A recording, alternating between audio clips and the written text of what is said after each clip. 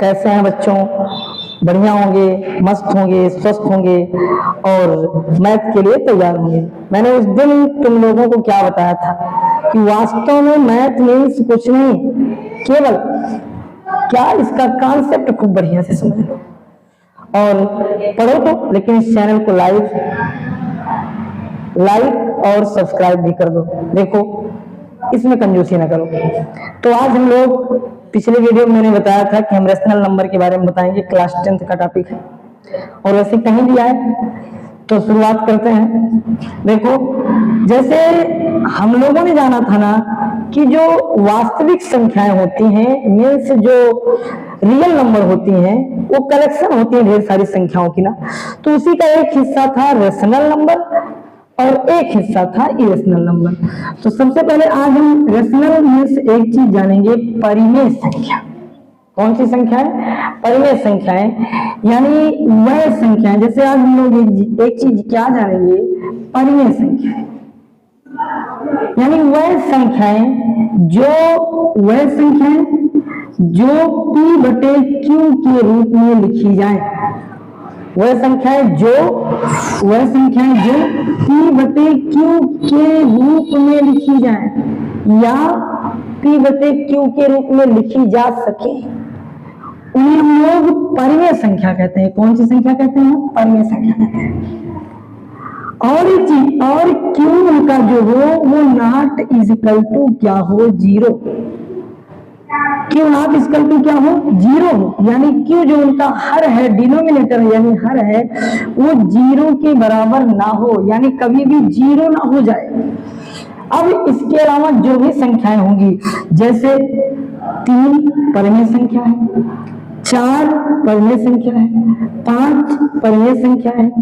दूसरी चीज, इन सबको हम लोग 3/4 लिख दें, वो भी मेरी परिमेय संख्या है। दूसरी चीज देखो, परिमेय संख्या में से पहले तो एक शर्त ये हो गई कि वह संख्या है जो P/Q के रूप में लिखी जाए और P और Q एक के अभाज्य गुणनखंड हो, मतलब कि इनको हम लोग केवल एक फैक्टर के रूप में दे सके। जैसे इनको काटे, सपोज दैट यहाँ जो भी संख्याएं हैं, जैसे 3 है और 7 है, तो ये केवल या तो 1 से कटेंगी और या तो स्वयं से कटेंगी। ऐसी भी कंडीशन इन पे होनी चाहिए। दूसरी चीज, अब ये जो संख्याएं है ना, वो निगेटिव भी हो सकती है, पॉजिटिव भी हो सकती है, दोनों होती हैं, ऋणात्मक भी होंगी, धनात्मक भी होंगी। जैसे कोई आदमी अगर कहता है कि क्या -3/7 एक परिमेय संख्या है, तो हाँ, मैंने क्या बताया कि जो परिमेय संख्याएं होती हैं वो ऋणात्मक भी होती हैं। दूसरी चीज, -3/-5 क्या ये परिमेय संख्या है? हाँ, ये भी मेरी परिमेय संख्या है।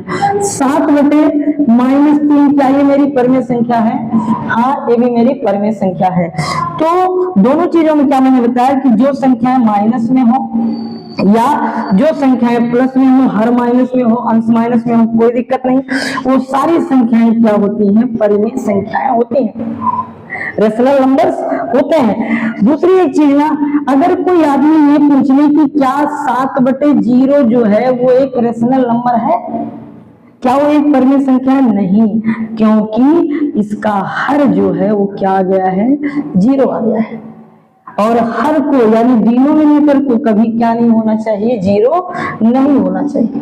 दूसरी चीज, ये माइनस हो सकता है लेकिन 0 नहीं हो सकता। अगर 0 हो गया तो परिमेय संख्या के हिस्से में नहीं जाएगा। क्यों? क्योंकि 0 हो जाने पर वह संख्या अनंत हो जाती है और अनंत संख्याएं परिमेय संख्याओं में इस श्रेणी में नहीं आती। बात समझ में आई? दूसरी एक चीज क्या कंफर्म हो गया ना, 0 वाला, अगर किसी भी संख्या के नीचे 0 हो, यानी किसी भी संख्या का अगर हर क्या हो, किसी भी संख्या का हर अगर 0 हो, तो उसे हम लोग परिमेय संख्याओं की श्रेणी में नहीं रखेंगे। दूसरी चीज, क्या बताया कि अगर कोई संख्या का हर माइनस हो तब भी वो परमेय संख्याएं होंगी, अगर कोई संख्याओं का अंश माइनस हो तब भी वो परमेय संख्या होगी। तीसरी और एक चीज, अगर अंश जीरो भी हो जाता है तब भी कोई दिक्कत नहीं, केवल हर ना जीरो हो। देखो क्या कहा जाए कि क्यों ना जीरो हो, पी बटे क्यू में क्यों ना जीरो हो, पी हो सकता है। अगर 0/7 कोई लिख दिया तो ऐसी संख्याएं क्या हो सकती हैं, परमेय संख्याएं हो सकती हैं। यानी 0 एक परमेय संख्या है, हाँ। 3 एक परमेय संख्या है कि नहीं, हाँ, कंफर्म हो गया। 4 एक परमेय संख्या है, 7 एक परमेय संख्या है, हाँ। -13 एक परमेय संख्या है, हाँ। लेकिन अगर कोई कर दिया 13/0 परमेय संख्या है, कोई अच्छा एक चीज, कोई 5 गुणे 0/3 कर दिया, वो परमेय संख्या है, हाँ है। अरे भाई 0 हो जाएगा, ये 0 हो जाएगा। और मैंने शुरुआत में बताया कि 0 एक परमेय संख्या है, क्योंकि 0 को 0/7 लिखा जा सकता है, लिखा जा सकता है ना, कंफर्म है, कोई दिक्कत। लेकिन अभी थोड़ा सा हिस्सा जाने कि वह संख्याएं जो p बटे q के रूप में लिखी हो लेकिन q 0 ना हो, ये धनात्मक भी हो सकती हैं, ऋणात्मक भी हो सकती हैं, केवल q 0 ना हो।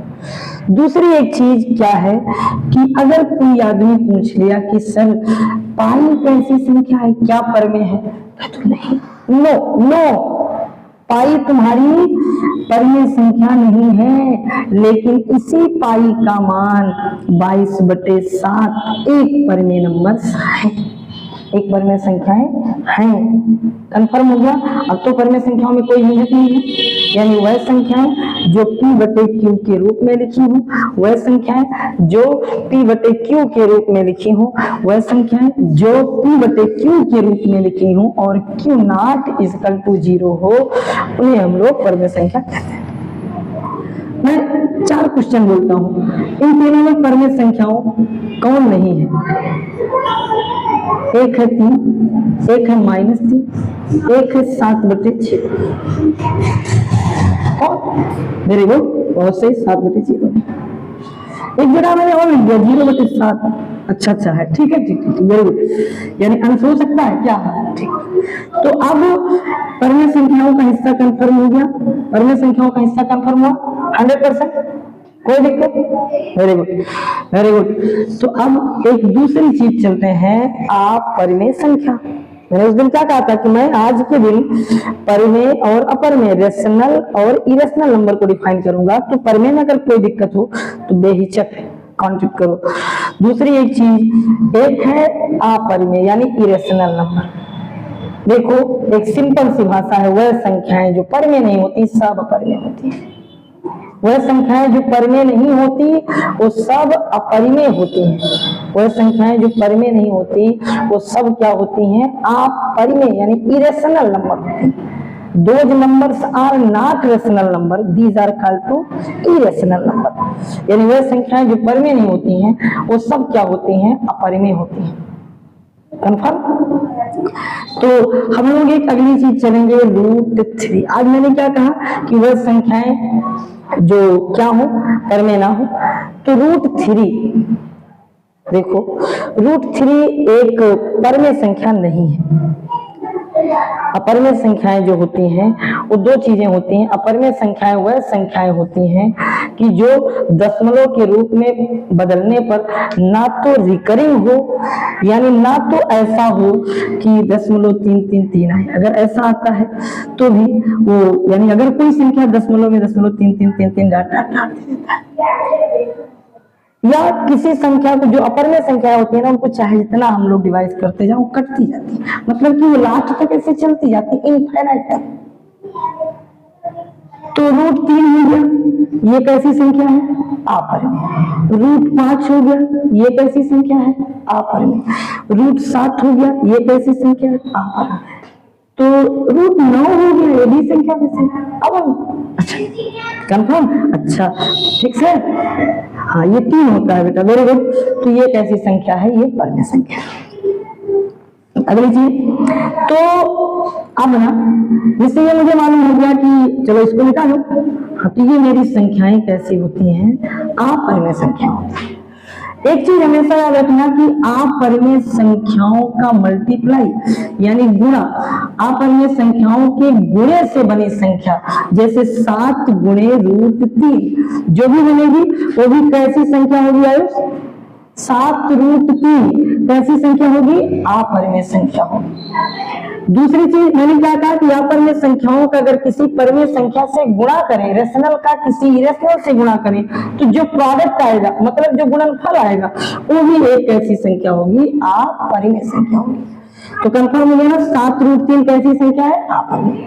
दूसरी एक चीज, अगर अपरिमेय संख्याओं को किसी में जोड़ दिया जाए, किसी में जोड़ दें, जैसे 7 + √3, मैंने कहा अगर अपरिमेय संख्याओं को किसी में जोड़ दें परिमेय में, तो वो भी एक कैसी नंबर बन जाती है? अपरिमेय संख्याएं।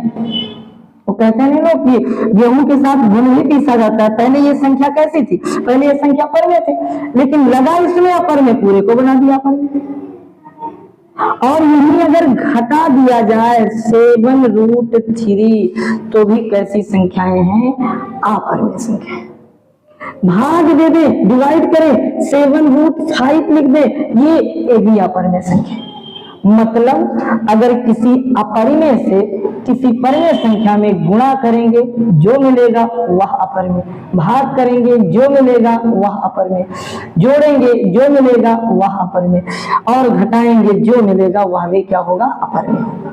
यानी सारी बातों को छोड़कर केवल एक चीज समझो कि अपरिमेय अगर किसी के परिमेय के साथ लग गया तो उसको भी क्या बना देता है? अपरिमेय। इरेशनल किसी रेशनल के साथ चाहे जिस कंडीशन में लग जाए क्या बना देगा? उसे इरेशनल बना देगा। और परिमेय तो P/Q के रूप में होती हैं, उनका एक से अधिक कोई गुणनखंड नहीं होता, केवल वो स्वयं से कटेंगी और या फिर एक से। दूसरी चीज, इनका परिमेय का कभी हर 0 नहीं होगा।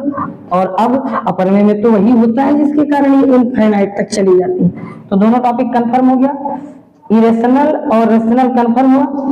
तो आज इसी पर हम लोग एंड करते हैं इस पॉइंट को, और नेक्स्ट डे पर क्लास 10th के फर्स्ट चैप्टर रियल नंबर का पहला पार्ट से हम पहले एक्सरसाइज स्टार्ट करेंगे 1.1। तुम लोग देखते रहना, अगर नहीं समझ में आएगा तो बताना कमेंट बॉक्स में, लाइक और सब्सक्राइब कर देना चैनल को। धन्यवाद बच्चों।